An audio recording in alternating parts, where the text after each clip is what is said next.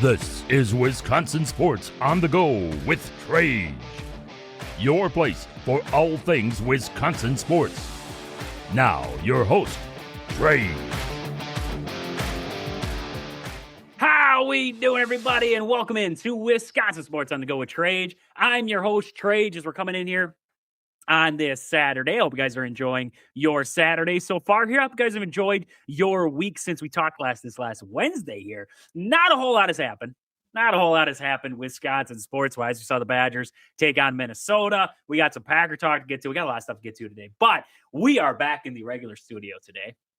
Happy to announce that. If you guys were listening on Wednesday, I said we were redoing the studio downstairs, had to get some new paint on the wall. We were trying to freshen it up down here. The old paneling. I have old paneling in the basement, and I want to get a fresh, give it a fresh little look, as they say, for the TikTok, right? For the TikTok. I had to get a fresh look down here. So I took some of that paintable caulk, and I put it in the grooves. And then I tried to put mud over top of that they say it's supposed to make it look like drywall. It kind of worked, kind of didn't. It kind of worked, kind of didn't. So, it looks good, though. I know you guys can't see it. You guys are listening on the radio. You're like, what's he talking about? I can't see anything. It looks good. Hopefully I get some TikToks uploaded. You guys can check out the studio here and see that it ended up pretty good. So there we go. Back in the studio here. My wife did a fantastic job over this last week getting me set up upstairs in a temporary studio. But I am glad to be back down in the cellar again, down here shooting the show. So we have a lot to get into. Not a whole lot has happened, but we have a lot to get into. So make that make sense. We got to talk about the Badgers. Badgers got the win against Minnesota. In that game, the first half, I tell you what, I played Candy Crush through the first half, the whole first half. I text Christian during that first half. I was like, this is ugly. This might be the worst first half of basketball I've ever watched. That was bad. That was just bad. And both teams, they both struggled in that one. Minnesota was banged up going into it. The Badgers got banged up. Bielauskas went out. But still, after coming off a loss to USC, I really thought we were going to see something, a little more spark in the first half against Minnesota. And man, that was not what I was expecting. So we're going to talk about that. We're going to get into the Minnesota game, talk about what we saw, and then we're going to look ahead to Ohio State. They have Ohio State coming up today. We're going to get into that. We got some Packer talk to get to today. Elmer's going to stop by. We're going to talk about that Russ Ball, Goody, and LaFleur. The Packers finally announced the extensions of all three of those guys. The Packers did, not the reporters out there. The Packers finally announced the extensions. So we're going to talk about that today. And then we're going to talk about the combo of those three, our thoughts on it, because a lot of fans are still upset about it. So we're going to get into that here today on the show. And then I want to start with the Brewers.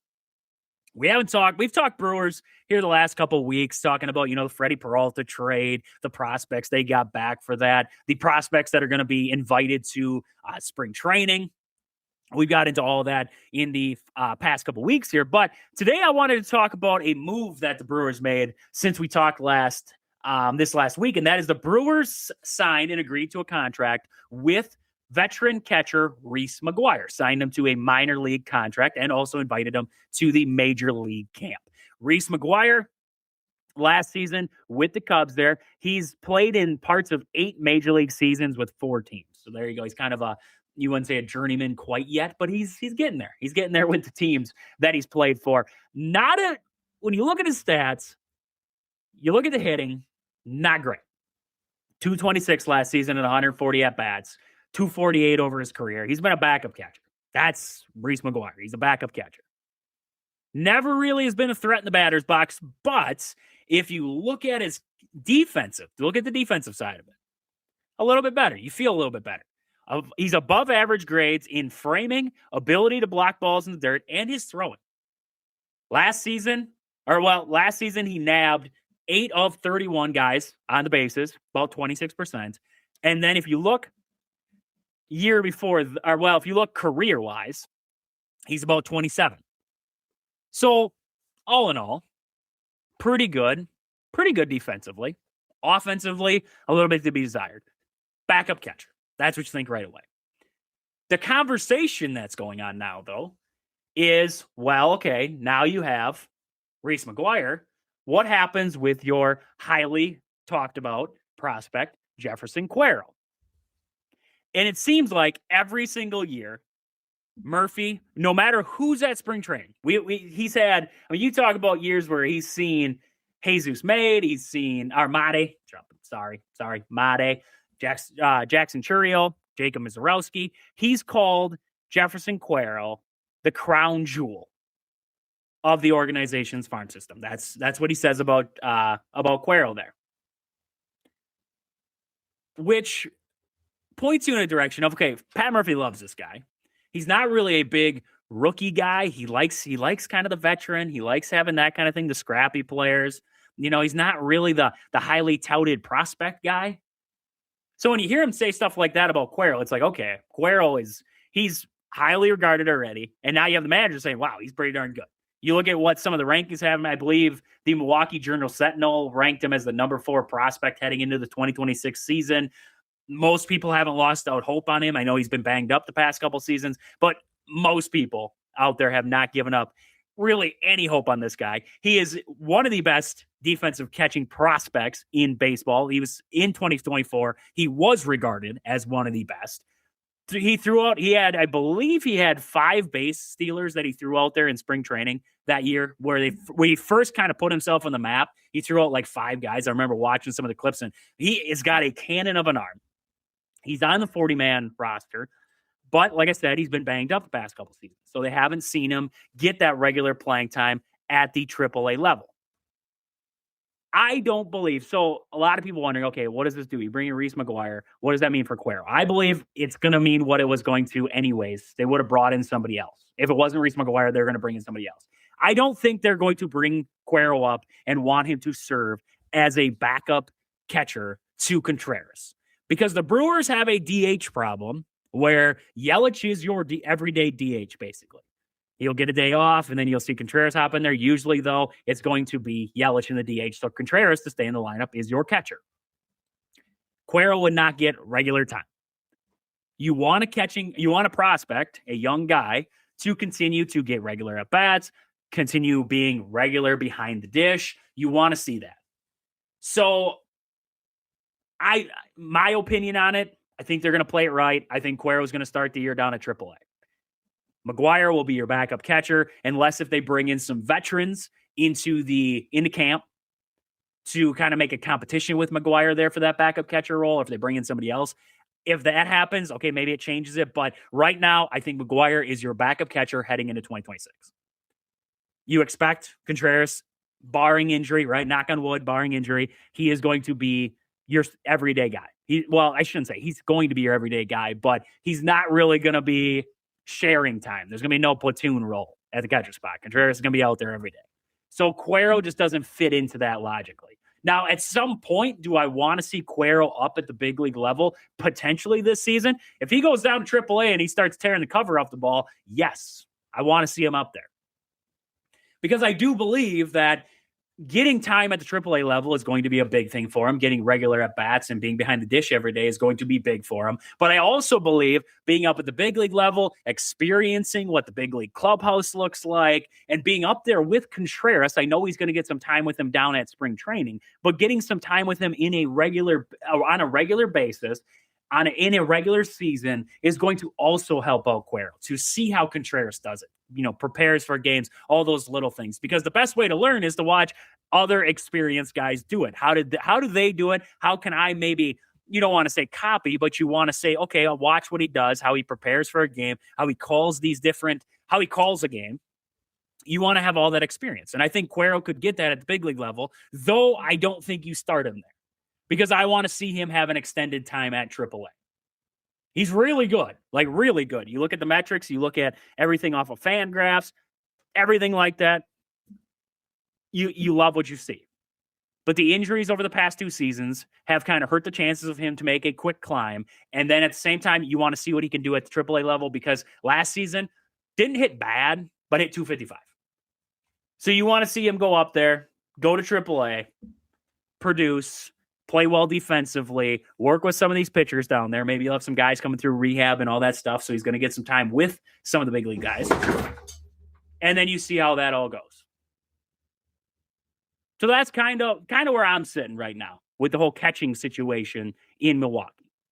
I think it's going to be Reese McGuire as the backup for Contreras to start. And then we wait and see what they'll do with their highly ranked prospect in Cuero as the season goes on, as injuries happen, all that kind of stuff. Maybe as he progresses through the AAA season, maybe he's playing well, everything's going well. We'll see what happens there. I don't know what, something just fell back here in the studio, so I got to figure out what's falling down. Like I said, I just reset up the studio, so something probably fell already, and I got to put another nail in the wall. I don't even know what's going on, but we're going to hit a break. There we go. That's what we're going to do. We're going to hit a break. I'm going to figure out what fell. And when we come back from the break, Almer's going to stop by. We're going to talk some Packers. We have Christian stopping by later on here in the show. We're going to talk a little Badgers versus Minnesota. We're going to recap that. We're also going to look ahead to Ohio State coming up today here. So we will be right back here into Wisconsin Sports on the Go with Trage. I'm your host, Trage, as we're coming back in here on this Saturday. And at the break, I figured out what fell. We're in this last segment. Elmer's here, by the way. Elmer's here. Elmer, we're in this last segment in the intro of the show. And all of a sudden, I'm going along talking about the Brewers. Then all of a sudden, boom. And I'm like, what just fell? I know we just redid the studio and everything. So I was like, oh, a picture fell off the wall or something. No, it was one of the shelves underneath the bar. I shoot the show at the bar down in the basement there. Yeah. And all of a sudden, just it was like towards the end of the segment, I was like, bam. And I was like, okay, now I got to figure out what just fell. So at the break, I was figuring that out. It was one of the shelves underneath the bar that fell. So there we go. We have mystery solved there. But Ummer is here on this Saturday. Ummer, how are we doing today? I'm good, man. How are you, man? I'm just enjoying this weekend, trying to stay warm and happy about some of the things that finally came to light when it came to the Packers. Got those contracts signed for our leadership, and just looking to see where we go with filling up this defensive staff. But other than that, though, man, I'm good, man. Just, daddy daycare all week and this weekend while the wife's working. So just doing my thing, man. How about you? How are you doing? We're doing good up here. The weather is finally straightening up a little bit. We're going to get into the 20s next week. It's going to be warm. Heat wave. It's a heat wave up here. How's the snow? How is the snow? Man. Is it all gone yet, or is it still? Oh, no, it's still here. I mean, we haven't broke out of the 20s. We haven't broken out of the 20s all week. And and then now with this, I don't know what it's called. It's a cyclone bomb or something coming through on the East Coast. So I'm expecting it all come back again. They're supposed to snow next week in the middle of the week. So we'll see how it goes, man. It's crazy right now. You guys are getting more snow out there than we are. And yeah, I don't know if I'm sad about it, or what's going on at this point. We're just experiencing miserable cold. And right? I guess hopefully pretty soon that just switches over to spring and baseball's here and we can just leave this nasty weather in the past. That's all I'm here for at this point. That is all I'm here for. But we're here for this summer. We talked about it Wednesday. I was all up in the air. I was upset because the Packers hadn't released that they actually had signed an extension with Matt LaFleur. The Packers had. We saw all the reporters do it. The reporters said, Matt LaFleur's agreed to an extension. This guy's agreed to an extension. We've signed this guy. It's all the reporters. The Packers hadn't announced it. Well, finally, the news broke on Friday. Well, Friday mid-afternoon, I would say. It was sometime mid-afternoon there, that the Packers had agreed to extensions with Russ Ball, Brian Gutekunst, and Matt LaFleur, and the Packers released it. I don't know why I was really like waiting for, I don't know why. Like I knew that Matt LaFleur he got his extension, but I don't know why I was so like, I need the Packers to release it, but I did. I wanted the Packers to be serious and tell me about it. So the Packers released it finally, released a statement that they are coming back here. So Ummer, initial reaction when you saw the news, you saw that all three guys, this pairing of guys, the combo, is coming back. They're extended long-term together. What were your thoughts? I mean, I'm just happy that it's finally done over with. I know we've been, constraining and complaining and trying to come up with all these conspiracy theories about why things hadn't been announced, or they're going to fire LaFleur, or they're going to not bring back Goody, and now everybody's locked in. Right. I kind of want to know how many years it is. That gives you an idea about what it is. But from my understanding, it's supposed to be a long-term commitment. Ed Policy did speak on today. He did mention the fact that the season didn't end the way we wanted it to, but they believe in the path forward that Matt and Brian and Russ have provided us, and want to continue on that path and know that they are the right men to get us to the Super Bowl. And I agree with that. I think they are.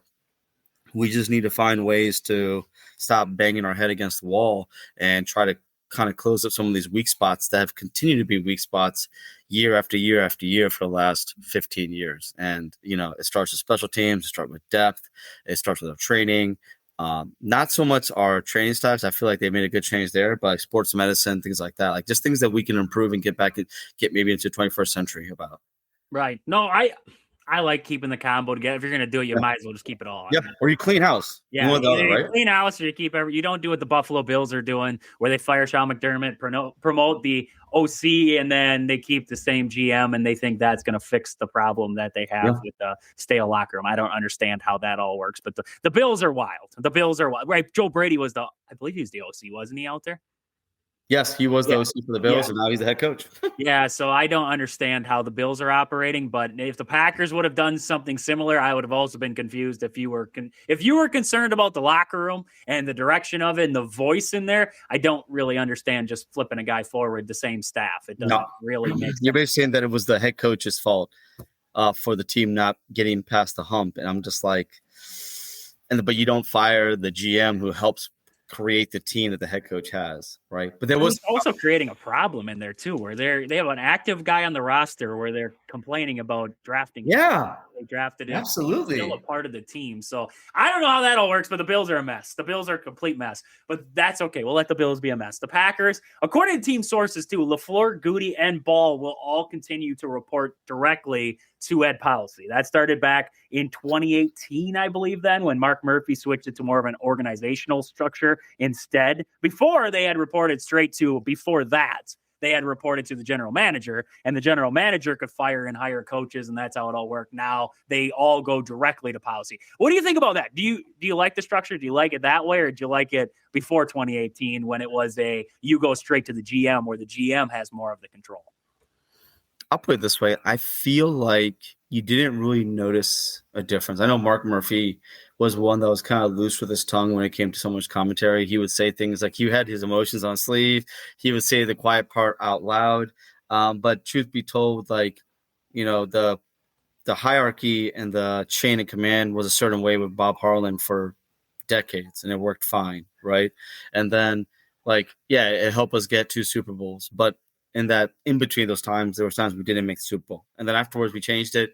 And we haven't gotten back to Super Bowl yet, but I feel like I'm okay with it. I don't think there's anything wrong with it. I think that if it's not broken, don't fix it. Right. And I don't think Ed Policy is going to have any very much input on football operations. He's going to leave all that to Goody, right? Yeah. He leaves the operations, the general manager, the personnel, the roster, all with him. He leaves the contracts with Russ, and then he leaves the head coach into LaFleur, and he just wants to keep it unknown. It all goes back to what happened with Ted Thompson when his unfortunate autoimmune disease kind of took the best of him.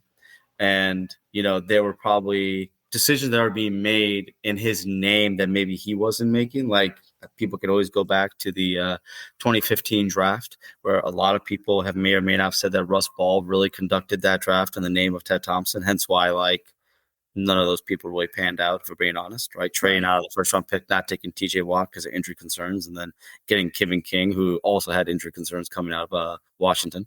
So, not to cry over spilled milk by any means, but I just think that I'm okay with it. I think that if it's been working, it's fine. And also listening to the way Ed Policy talks and the way I feel he goes about his business, I just feel like his sole focus is making sure that the organization is running and going in the right direction, in a positive direction.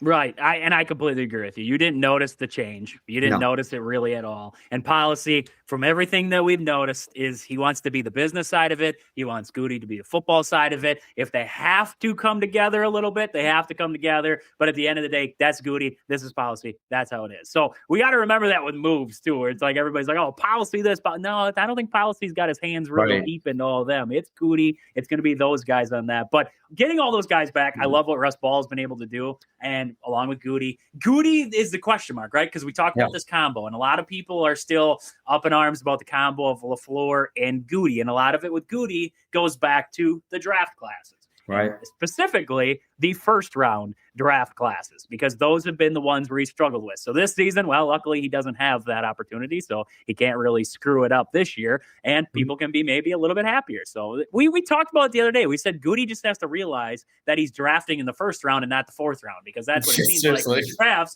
is he's drafting in the fourth round all the time and then works his way backwards into every draft. So, like I said, a lot of fans still kind of nervous about the combo of LaFleur and Goody. They feel like this combo is going to keep the Packers stagnant. They're just going to stay stagnant. I don't feel that way. Right. I don't, because I look at this last season and I say Goody went all in. He went all in. He went and got Micah Parsons. He traded away some top picks. He traded away Kenny Clark. He got Micah Parsons back. And that was his, I'm going all in with this team move. Now, were there other moves that potentially he should have made? Probably, right? You look at the cornerback room, you look elsewhere, there's probably some moves that should have been made. Money was probably an object of that, but you look at it, you say, okay, maybe some moves should have been made.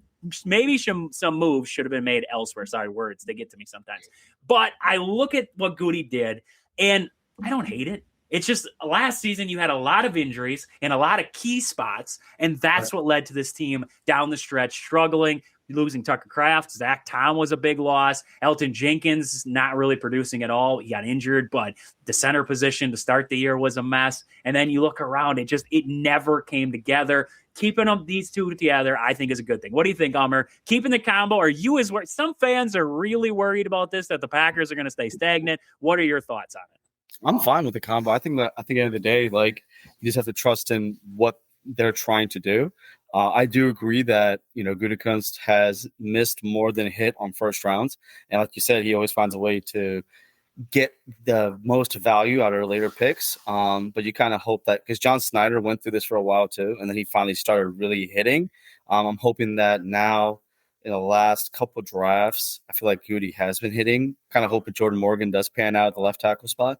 But yeah, again, I'm okay with the combo. I just need, when it comes to some of the decisions from a coaching perspective, I need those to get better locked in. I think Goody can do a better job of maybe providing some better talent and not trying to be the smartest guy in the room and just trying to find the guy that gets the best, fills the best need or the best available. Because sometimes I feel like he makes the I'm smarter than you kind of pick, and those don't always pan out as the ways they should, right? And again, I said in the last show, we need to stop trying to rotate players in positions where you need continuity, i.e. the offensive line. Like I'm over and done. And if that's what Steno is doing, then Steno can go, because I don't need us to be rotating the right guard or the left guard or the tackles or the center. No, you get your best five. You play your best five every single game, 100% of the snaps unless they're hurt. I don't care about this gameplay. I don't care about the game time. I don't care about experience. The reason why the Bakhtiari, Lang, Lindsley, Sitton, and Balaga, why those offense lines were so good is because they literally never missed any snaps together. And because of that, they were able to kind of work together as a unit to be able to protect Aaron Rodgers as best they did, which they did a great job of. We don't see that in Green Bay right now. I mean, we've been rotating players at right guard and left guard and right tackle literally all for the last 3 years. And it's just getting to a point to, like, when's enough stuff? Like, the regular season is not time for preseason. So I need that to end. And yeah, if I keep seeing that, I'm just gonna be like, what's the point then? Yep. It's You like, need continuity on the offensive line to make it work. And we saw this 100%. last season. It was a mess game after game. Jordan Morgan's constantly getting flipped around. You saw what he did in college. And then he comes to the NFL and he tried to flip him around places. I like the thought that Goody has in drafts where he says, I want versatile guys, right? And I get that. You want to have guys where you maybe can move them in and out. You can flip them around the offensive line when you can. Like, you need to have versatile pieces at times because you will have injuries and you got to be able to move guys. But when you have your guys, when they're healthy, why is there the constant revolving door? Why in a playoff game are you rotating guys out? It doesn't make sense when you're in big moments, big games, that you're still rotating an offensive line. That drives me nuts. I agree with you. It drives me nuts to see out there. You're not getting continuity between them. So I completely agree. Goody, LaFleur, the combo is back, but they got to be better. They have to be better. And we're a long way from the football season. That's what I just realized.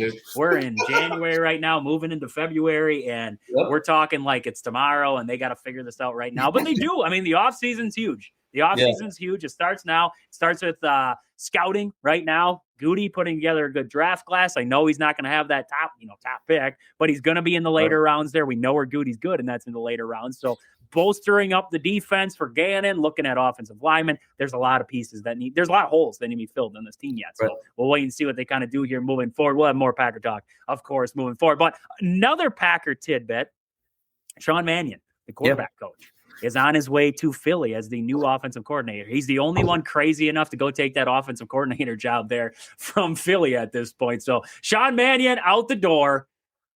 I didn't want to see that. No, I really didn't. Having Tom Clemens in there, and then you move on to Sean Mannion in there, and you were just kind of trying to hope for that, get that continuity, keep it there with Jordan Love and keep him in that quarterback room, maybe get Sean Mannion and promote him up to OC at some point. I know that was a talk of a lot of people, was wanting to see him kind of move up in the ranks. Now he's on his way to Philly. That stinks. I mean, Ummer, you're probably in that same boat right now, seeing him walk out the door. That's not the guy that I wanted to see go. There's a couple other guys, like Rip Bisaccia and Butkus could have went. Seriously. Yeah, Butkus could have walked out the door too. That'd been fine. But now you lose Sean Mannion. So, I mean, just kind of your thoughts on that. I mean, honestly, yeah, like I thought Sean Mannion was a guy that LaFleur really coveted.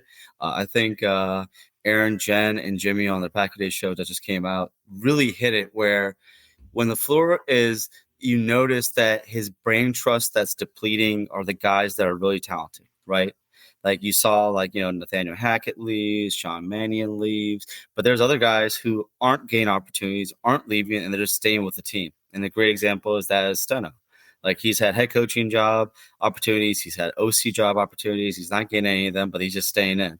And it gets to a point where it's like, all right, and then with that being said, you're seeing those ones that do leave are being pretty successful, and it's just frustrating to where the ones that need to go aren't going and the ones that you want to stay are going, right? Yep. And Mannion was the kind of dude that LaFleur coveted since the second he became a coach. I mean, he's only been coaching for 2 years. Or no, 3 years. 3 years. He's only been coaching for 3 years, and for him to have an opportunity to be an OC and to play call an OC, I think is good. And he's going to a good situation. Right. Like a very, very robust, talented offense.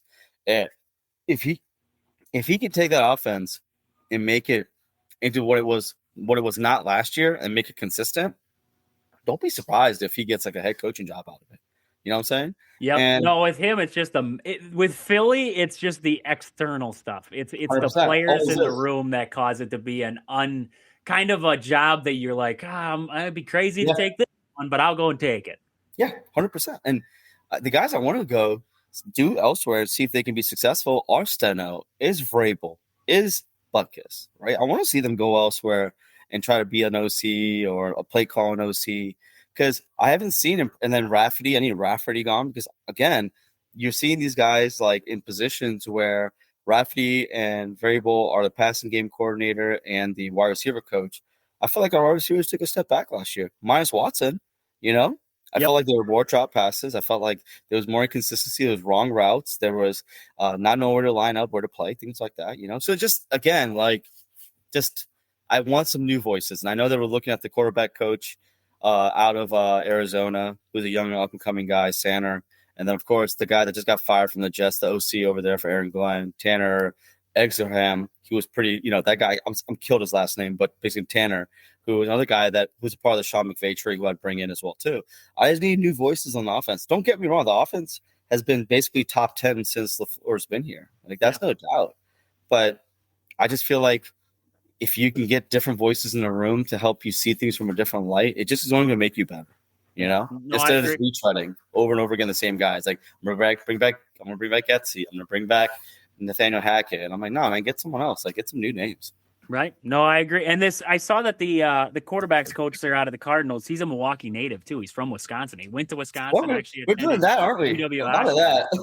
I mean, that's an interesting move. He's a young guy, like you were saying. They're a very young guy. I believe he is calling plays at the East-West Shrine Bowl this week. He's 30 years old, and he's calling plays at the East-West Shrine Bowl this week there. So very young guy, definitely a guy that maybe bring him into the room, a new voice. It might lead to good things there for the Packers. So, Ummer, I got to run here. Let the people know where to find you out there across social media. Oh, find me at Ummer3455 on Twitter, and then Coast to Coast Packers everywhere else. And as always, Trey, thanks for having me, man. I appreciate you. Of course. Thank you for stopping by today. When we come back from the break, Christian's going to stop by. We're going to talk a little Badgers, Minnesota, and then we're going to look ahead to the game with Ohio State coming up today here. So we will be right back here into Wisconsin Sports on the Go with Trage. I'm your host, Trage. We're coming back in here on this Saturday. Christian's stopping by. We're going to talk a little Badger hoops. Here, we're going to talk about that Minnesota game, look ahead to Ohio State. But before we get to that, Christian, how we doing? It's Saturday. I mean, big dinner last night. Where'd you go? Where'd you go to dinner last night? To Full Mile in Sun Prairie If you ever been down there. Ooh, no, I have not. But now I got a new. Is it pretty good? Good stuff. Very good. It's like a brewery and restaurant, all their own beer and everything. I would absolutely recommend it. Well, there we go, people. You got to get down there. Maybe try to get him as a sponsor on your show or something. No, there we go. There's my next avenue.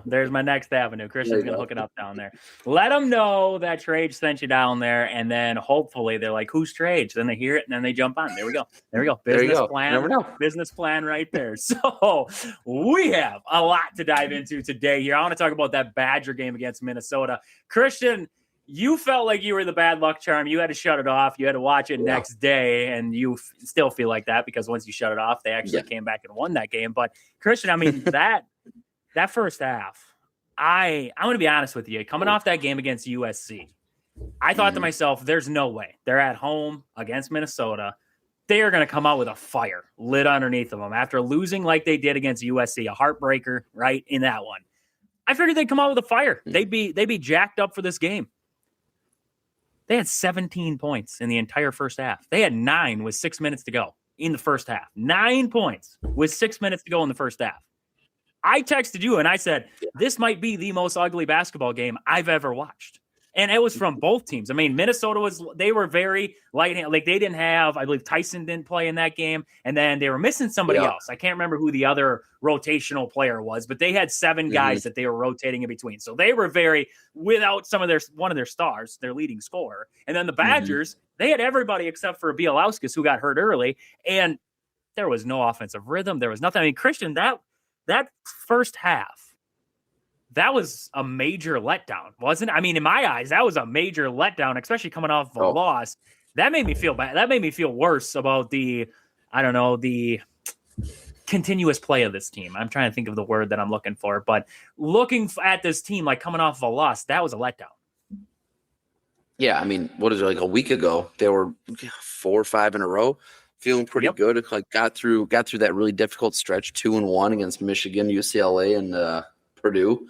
And now here we are, like losing to USC, who is just coming off like they lost to Nebraska or Northwestern, right?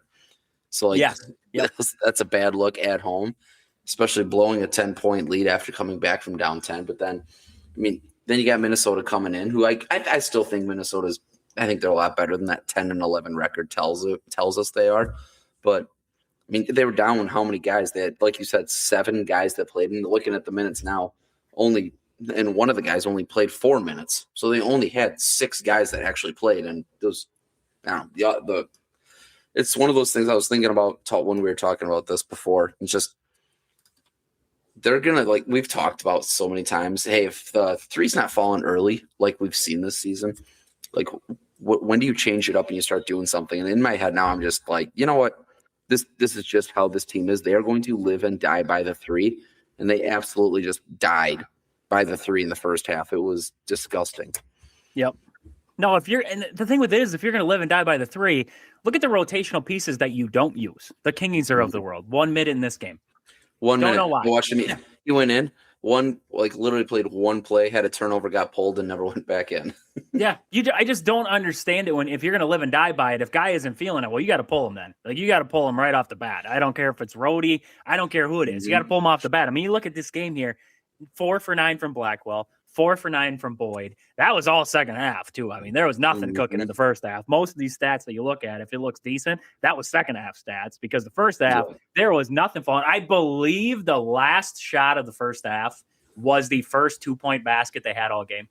I believe so. I think Nick Boyd's 2-point shot that he had to end the first half, because 15 points. Yeah, probably. It had to have been, because I think Nolan Winter started it with 3. Carrington had a 3. Rhodey had a 3. There's 9 points right there. It's probably you sprinkle in 2 other 3s there. There you go. There's your 15. And then you had the 2 from Boyd. That's bad. Like that. When you think about it, like you just said, when do you switch?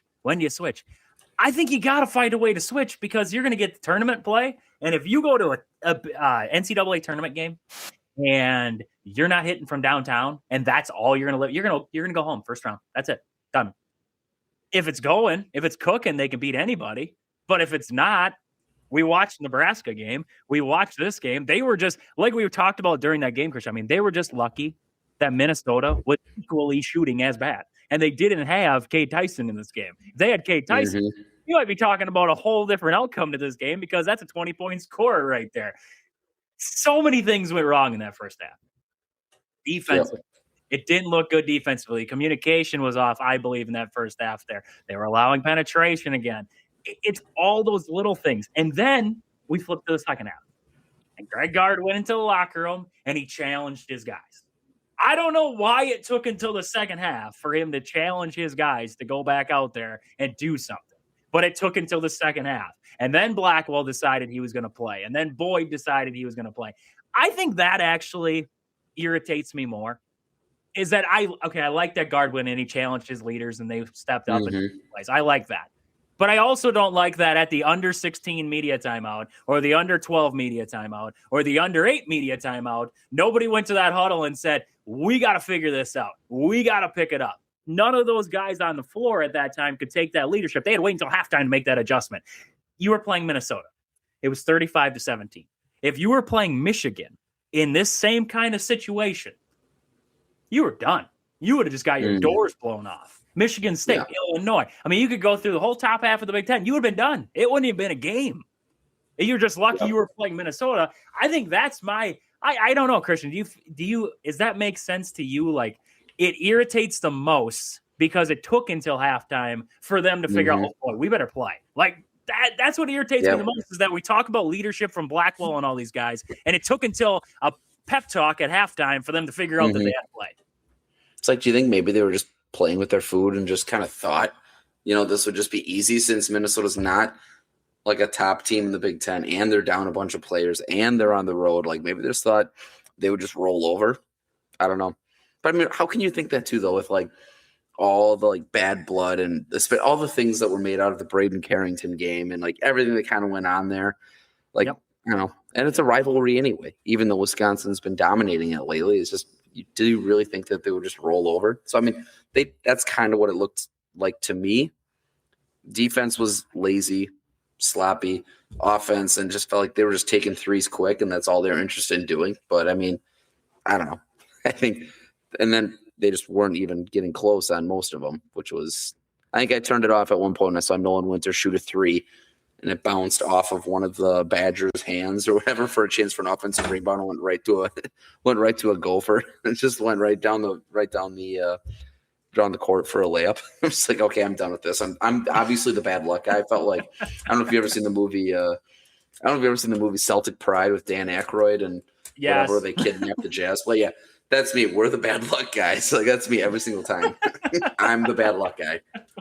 I said I sat there and played 51 levels of Candy Crush. That's what I was doing the entire time. I just sat on Candy Crush. I couldn't shut it off because they started making the comeback. I'm like, well, this is what I got to do now for the rest of the game because then maybe they're going to run this back. So the first half was ugly. Second half, shots started to fall. The ball was moving. They were knocking down shots. Boyd was getting downhill. Blackwell was getting downhill. They were starting to play with an intensity like we said.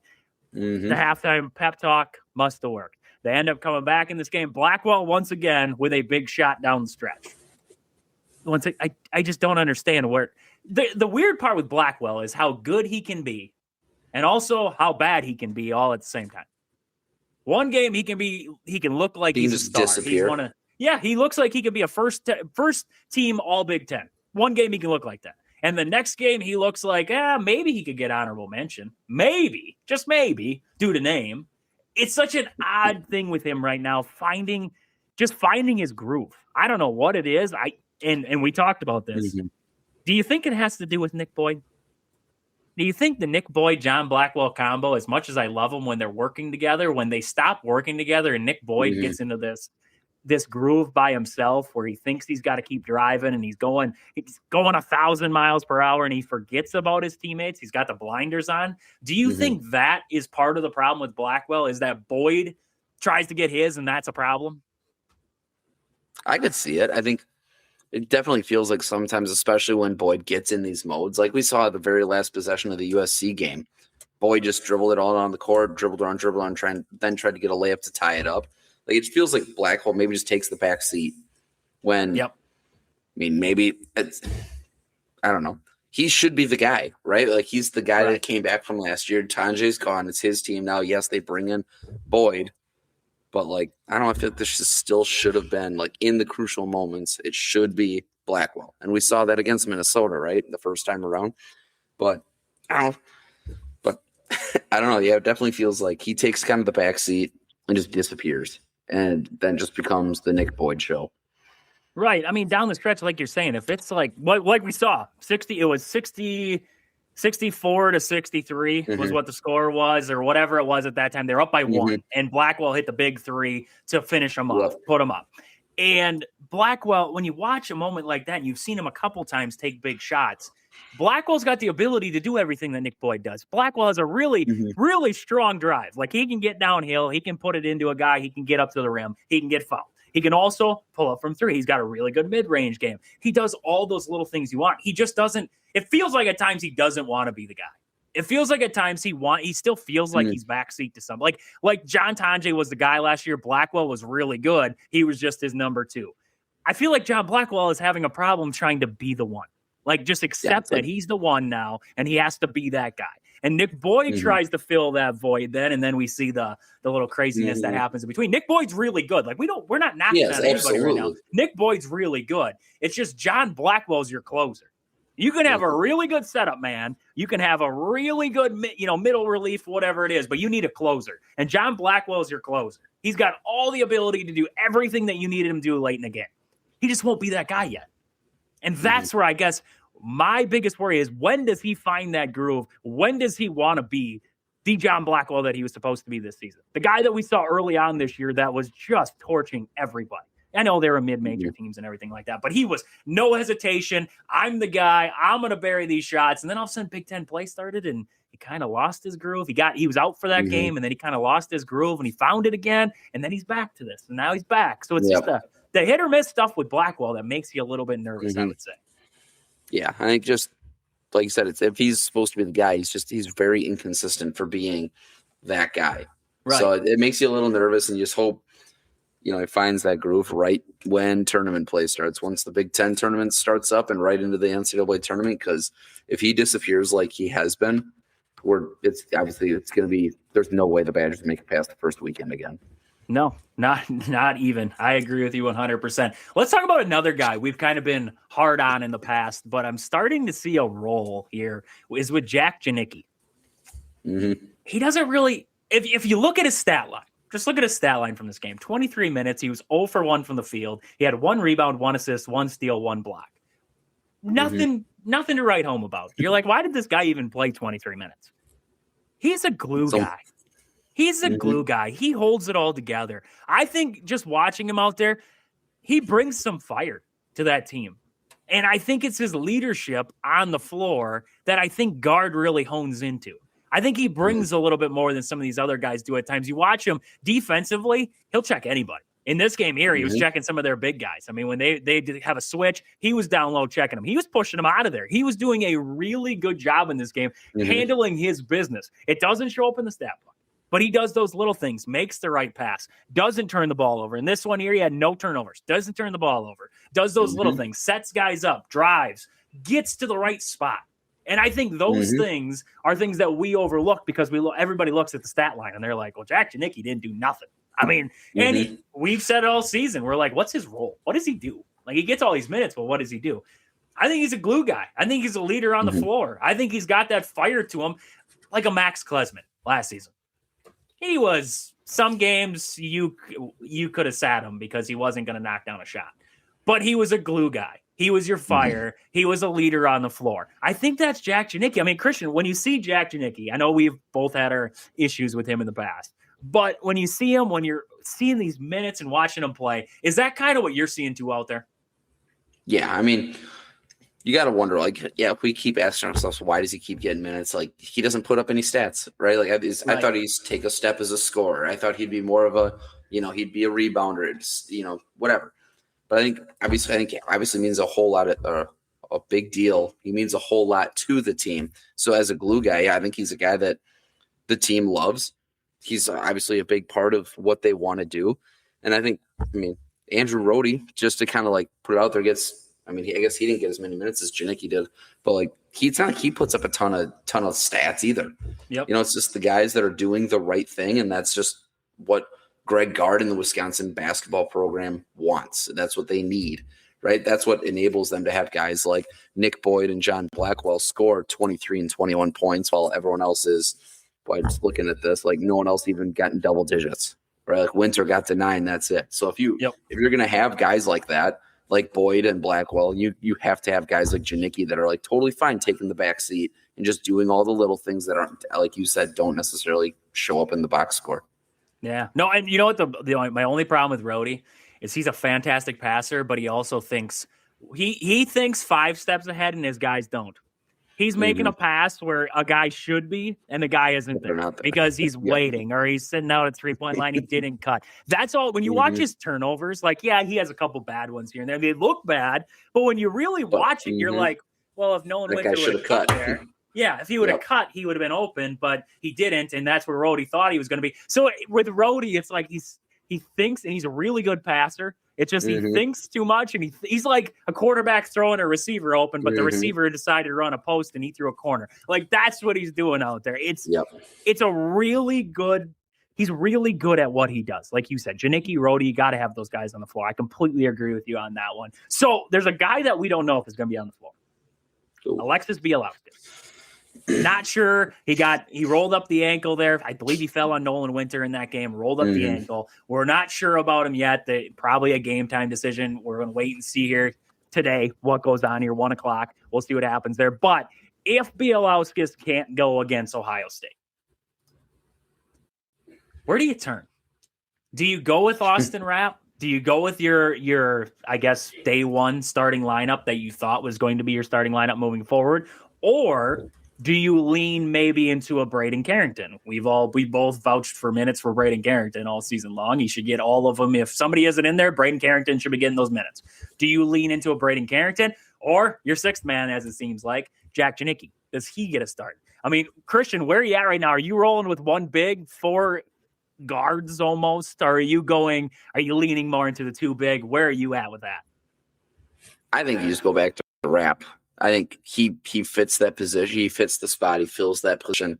And I think guys like Carrington and Janicki are so like useful coming off the bench. Right. If you all of a sudden like put one of them into the starting lineup and you go a little smaller, but then you lose some juice off the bench. Carrington has been huge off the bench this year. He has been the scoring that they need in that second unit a lot of times, especially when someone like Boyd or Blackwell are off the court. He's a guy you can depend on to actually score. Yep. So now I don't think you want to mess with the rotations too much if you're guard. I think you just go back to put Rapp there until, Bielowskis can come back. But I know that's just my opinion. I think you don't tinker too much. As someone who tinkers nonstop with his fantasy football lineups or, any other thing out there, I've learned don't tinker, just trust your gut. I think guard's just going to go back to Rapp because he fits right in, and that's where he started the beginning of the year. And I don't know, who knows? Maybe this will help Rapp kind of like get it figured out. Because, even coming off the bench, that guy's offense is still kind of a mystery to me.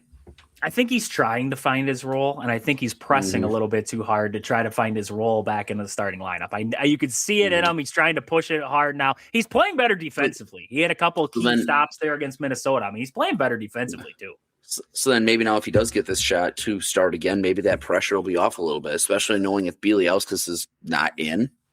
You know what I mean? Maybe he doesn't have that pressure of like, he's got a short leash. So maybe he'll relax a little bit. I don't know. Yeah, no, I agree. I agree with you there. I would probably stay with the bigs. I think they will. And then you'll kind of see how Ohio State plays it, right? Ohio State generally runs out the lineup. They're going to have a 7-1 guy. I believe that I'm going to call him Ivan because I don't know how to say his last name. That last name that's going to baffle me until I hear somebody else say it. So they got Ivan out there. And then I believe Binham is also, I believe he's like 6'8". So you got a couple big guys there for Ohio State. So they usually roll out a little bit bigger of a lineup. I'd assume Greg Gard will probably counter there by having his bigger lineup out there. If Bielowskis can't go, like we said, we don't 100% know. He was in a walking boot after the game there with Minnesota. So we'll wait and see what happens here with Ohio State today. Keys to the game, Christian, what do you want to see against Ohio State for this Badger team? What do you want to see? I want to see us hit some shots. We got. I'm not in denial anymore. I'm like, I've come to the terms with the fact that they're not going to work the ball inside and like try to run inside out. They're going to be shooting threes. They're going to live and die by it. I want to see them, like you said, I want the ball to move a little more. Yep. I want to see, rather than just drive, kick, take a shot with 20 seconds still left in the shot clock. I understand it's kind of the offense now. You get down, it's fast paced. You shoot threes, but I want to work for really good threes, catch them in stride, and have some good looking shots, and not just shoot threes just to shoot threes. Don't settle. Don't settle for shots. Work the ball around side to side. Mm-hmm. Don't settle for early shot clock threes. I agree with you 100%. Worked. And I know like they're not going to work it inside out, but drive. Look to drive mm-hmm. and kick. Nick Boyd, John Blackwell, don't hesitate to drive and then kick out to an open shooter. That's where a lot of their bread and butter is in that set. Nolan Winter, I believe, has got to be big in this game here. He's got to step up. And then it's going to be on the guards. Bruce Thornton's your big guy to watch, and then John Mobley mm-hmm. has been good. Ohio State coming off that win against Penn State. Badgers coming off the win against Minnesota. Before that, Ohio State, I believe they lost to Michigan. I think that was like a 12-point loss there, so a little bit mm-hmm. closer of a loss against Michigan. So Ohio State definitely not a team to take lightly. They're 6-4 in the Big Ten, 14-6 overall. They're definitely not a team to take lightly. So we'll see what happens here today, 1:00. We will recap that game on Wednesday on the show, and then we'll look ahead. I don't even know who they have. Who do the Badgers have after Ohio State? Oh boy.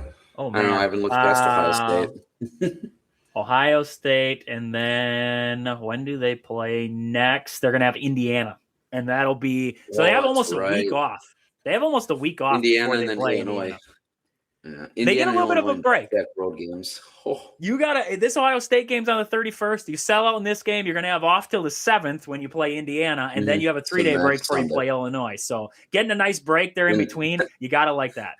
Oh, I think this is the second brutal part of their schedule, right? You got Ohio State, Indiana, Illinois, number 9 Illinois, number 7 Michigan State, and then you got at Ohio State right away again, and then Iowa.